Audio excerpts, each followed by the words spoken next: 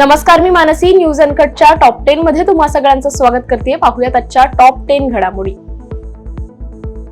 महाविकास आघाडीचे सरकार विकास विरोधी होतं आणि उद्धव ठाकरे यांनी मुख्यमंत्री पदासाठी बाळासाहेबांची शिवसेना काँग्रेसच्या दावणीला बांधली, म्हणूनच अशा लोकांच्या विरोधात आम्ही उठाव केला, असा घणाघात मुख्यमंत्री एकनाथ शिंदे यांनी काल जळगाव ग्रामीण मतदारसंघातील शिंदे सेनेचे उमेदवार तथा मंत्री गुलाबराव पाटील यांच्या प्रचारासाठी धरणगाव येथे आयोजित जाहीर सभेत केलाय. एकनाथजी शिंदे माझे मित्र आहेत, त्यांचा मी आदर करतो.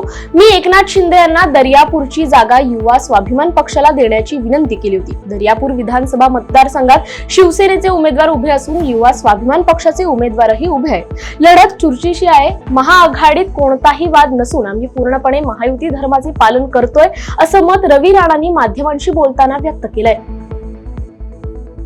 अमरावतीची एक जागा निवडून आली नाही तर काही होत नाही, असं वक्तव्य रवी राणा यांनी केलं होतं. त्यावर अजित पवार यांनी रवी राणा यांची कान उघडणी केली असून रवी राणांना वाचाळवीर म्हणून संबोधित केलंय. त्यामुळे महायुतीतील घटक पक्ष असलेल्या रवी राणांना अजित पवारांनी चांगलेच फटकारताना राणाला देवेंद्र फडणवीसांनी समज द्यावी असा सल्लाही त्यांनी दिलाय.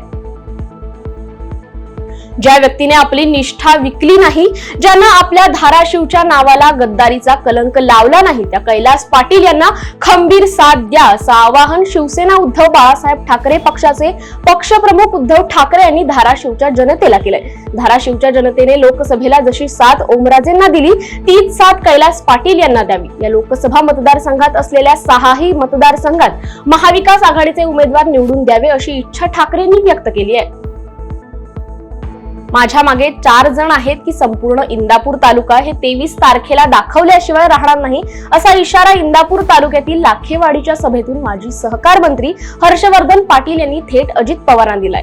या मतदारसंघात शरद पवार गटाचे हर्षवर्धन पाटील आणि अजित पवार गटाचे दत्ता भरणे यांच्यात चुरशीची लढत होत आहे.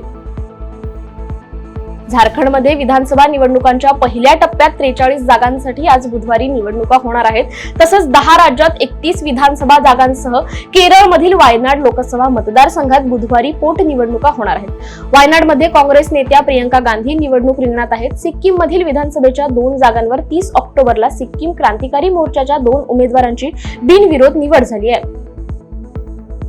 भंडारा पवनी मतदारसंघातील अपक्ष उमेदवार देवांगना गाढवे यांनी प्रचारांमध्ये आघाडी घेतली असून त्यांना आमदार म्हणून निवडून देण्याचा विश्वास मतदारांकडून देण्यात येतोय.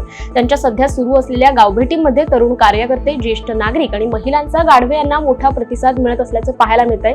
2014च्या निवडणुकीत देवांगना गाढवे या बहुजन समाज पार्टीच्या तिकीटवर लढून दुसऱ्या क्रमांकावर राहिल्या होत्या.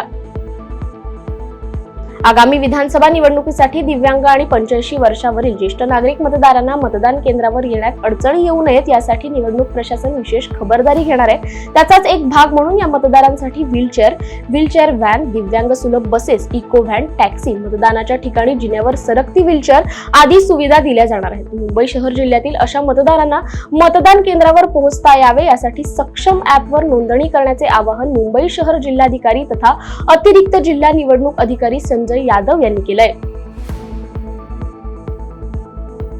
अमेरिकेने नवीन सरकार येण्याची चाहूल लागताच व्याजदर कमी केलाय. यामुळे भारतातही आरबीआय व्याजदर कमी करेल अशी अपेक्षा व्यक्त केली जात होती. परंतु ऑक्टोबर महिन्यातील किरकोळ महागाई दराचा आकडा आला असून आता व्याजदर कपातीची शक्यता धुसर बनली आहे. महागाई आता आरबीआयच्या हाताबाहेर गेली आहे. ग्राहक मूल्य निर्देशकांवर आधारित महागाईने ऑक्टोबरमध्ये 6.21% पातळी गाठली आहे. सप्टेंबरमध्ये हाच महागाई दर 5.49% होता.